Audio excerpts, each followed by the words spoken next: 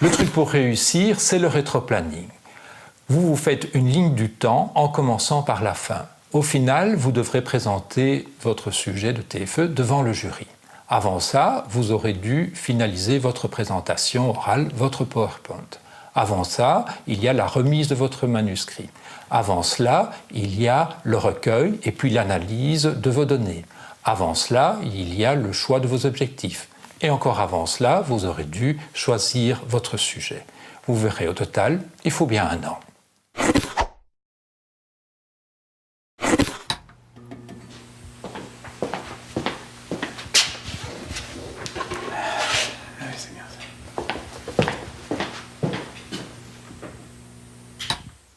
Le promoteur, c'est la personne qui va vous guider, vous conseiller tout au long de votre travail et parfois aussi vous secouer.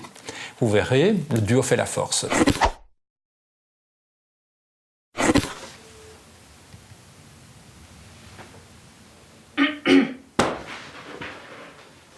C'est pas du tout ce que tu crois. Le truc pour réussir, c'est de consulter le site MGTFE. C'est un site qui rassemble des conseils, des consignes à respecter et une boîte à outils dans laquelle vous pouvez puiser pour trouver de tas de bonnes idées. Dans ces situations délicates, comment se sentent les médecins généralistes interrogés? 39% se disent à l'aise avec ces patients, mais qu'ils se sentent désarmés quand leurs patients consultent de manière répétée. Pour 3 d'entre eux, le fait qu'une dimension psychologique intervienne dans les douleurs chroniques est une difficulté. Oh, tu m'écoutes? Oui. Le truc pour réussir, c'est de choisir un sujet qui vous intéresse. C'est quand même beaucoup plus stimulant pour vous de travailler sur quelque chose qui va vous occuper tout 1 an et puis qui apporte quelque chose non seulement à vous, mais aussi à vos collègues.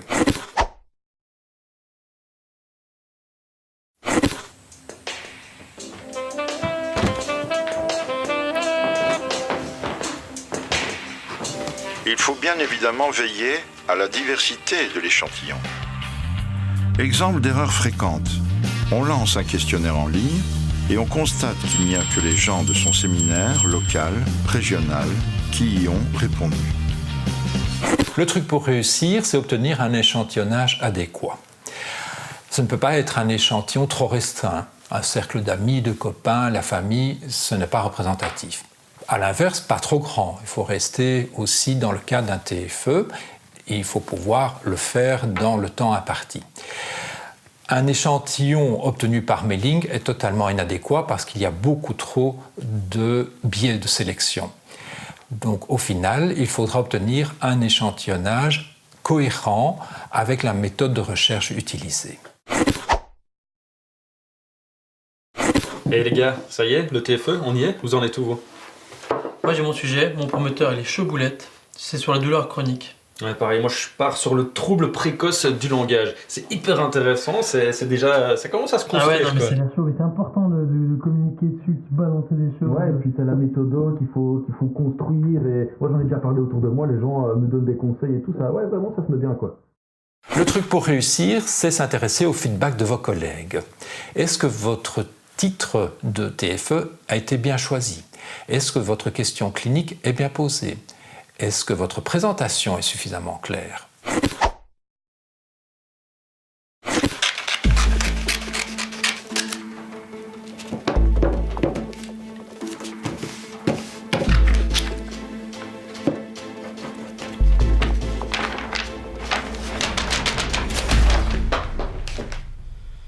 Le truc pour réussir, c'est pas de plagiat. Le plagiat, c'est 0. Donc, citez clairement vos sources.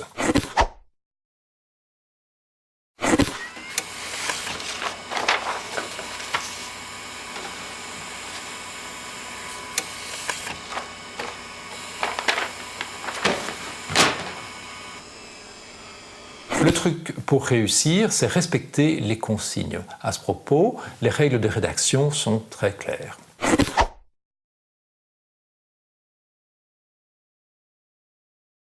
Je remercie le jury pour l'attention qu'il a bien voulu m'accorder.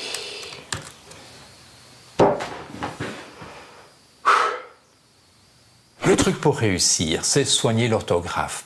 Alors que vous soyez un pro en orthographe ou non, faites relire votre travail par 2 ou 3 personnes dont la langue française est la langue maternelle. Ne faites pas ça vous-même, parce que votre tête aura déjà bien chauffé à ce stade.